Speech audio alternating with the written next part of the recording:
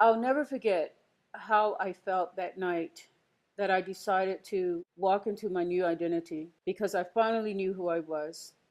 I finally belonged.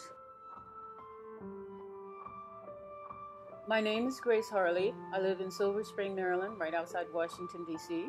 As a kid, I started having feelings for persons of the same sex, even though I was not sexually active and had no thoughts about being sexual. I had experienced a lot of rejection.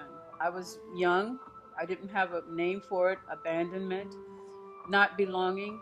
Even in my family of origin, I never felt that I belonged. My mother was what you call very, very light complexion. My sister, my brother were very, very light complexion. I was always the darkie in the family. When we would be out as a family, people would see the light-skinned people with the curly hair, the good hair, and then a little black kid, me. From very, very early in my life, I've always been different physically. I never quite fit, never belonged. Around 1974, I happened to have been watching a five-part segment on our local news channel. I found out everything anyone would ever want to know about homosexuality, transgender lifestyle. It was like the heavens opening for me because I knew nothing. I was trapped in this body that I didn't feel right in, but I didn't know there was an alternative. So I learned everything I needed to know because I knew no gay people at the time. I knew nothing. So a news program comes on and I wrote down everything I needed to know. And on that Friday night, I went into my closet and found clothes that would be as sort of butch or masculine looking. 11:30 p.m. I literally go in the closet and I find a shirt, a cap, and I go to a gay bar. Being I didn't know anything about the gay lifestyle or being transgendered, I just tried to look as butch as I could. And I walked in a gay bar for the first time as if I owned it. And that was my new self, my new identity.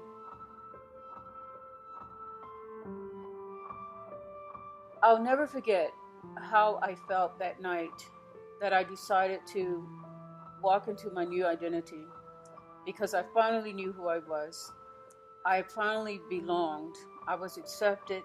I was who God had created me to be. I remember going to gay pride parades, being very involved in the gay community as far as claiming my life and being who God created me to be, so I thought.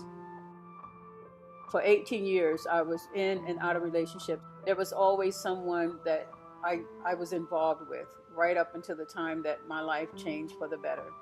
On August 19, 1992, I took my present female lover out to dinner and discontinued a relationship with her. And from the moment I discontinued that relationship, God instantly healed my mind and changed my orientation.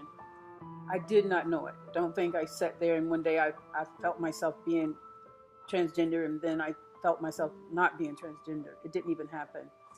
It actually was the woman that I had broken up with who told me that I was different. And then later on, it was a gay friend of mine, a buddy, who looked at me and told me my face literally had changed. And she used a word I'd never heard, but she said, "Man, your countenance has changed." That was the major changing point. I didn't know it until months later when God restored my femininity, giving me natural feelings for a man. Natural. I hope you hear what I'm saying. Feelings for a man and desire for a man. I would probably be dead now if it were not for him. For just so many years, I would say I suffered with lack of acceptance. Just plain old being acceptance and rejection, that has been a key factor. And even today I struggle with a rejection because of being an ex-gay. There is an awful lot of rejection or disregard. But I'm here today simply to say, especially to those who struggle, God hears your cry and he knows your pain. And he's no respecter of person. Believe, if he healed me, if he changed me, as with others you will see who have once been gay, if he changes anyone, he will change you. You must have faith.